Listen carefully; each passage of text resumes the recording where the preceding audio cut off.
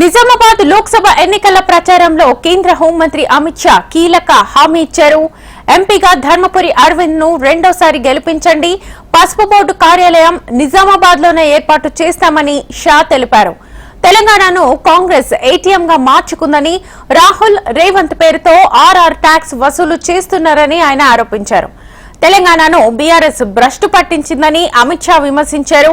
బీజేపీని మళ్లీ గెలిపిస్తే బీడీ కార్మికులకు ఆసుపత్రి కట్టిస్తామని, షుగర్ ఫ్యాక్టరీలు తెరిపిస్తామని హామీ ఇచ్చారు. मोदी जी के इतने पीछे पड़ गए कि मोदी जी ने टर्मरिक वार्ड बनाकर हल्दी किसानों के लिए बहुत बड़ा काम किया है। भाइयों बहनों, इसके हेडक्वार्टर के लिए भी यही आपके यहाँ बने, इसके लिए भी अरविंद पीछे पड़े हैं। एमपी दूसरी बार एमपी बना दो, हेडक्वार्टर भी आपके यहाँ निश्चित रूप से आ जाए। నిజామాబాద్ లోక్సభ ఎన్నికల ప్రచారంలో కేంద్ర హోంమంత్రి అమిత్ షా కీలక హామీ ఇచ్చారు. ఎంపీగా ధర్మపురి అరవింద్ ను రెండోసారి గెలిపిస్తే పసుపు బోర్డు కార్యాలయం నిజామాబాద్ లోనే ఏర్పాటు చేస్తామని షా తెలిపారు.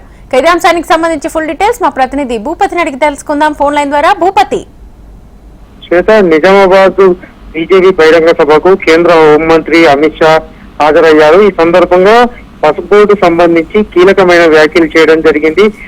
బోర్డు కోసం స్థానిక ఎంపీ, సిట్టింగ్ ఎంపీగా ఉన్న అరవింద్ మోడీ వెంటబడి బోర్డు సాధించడం జరిగిందని తెలపడం జరిగింది. అదేవిధంగా పసుపు బోర్డు కోసం అనేక ఉద్యమాలు గత కొంతకాలంగా ఈ ప్రాంతంలో చేసిన సంగతిని కూడా గుర్తు చేసిన పరిస్థితి నెలకొంది. మోడీ వెంటబడి అరవింద్ పసుపు బోర్డును సాధించాడు.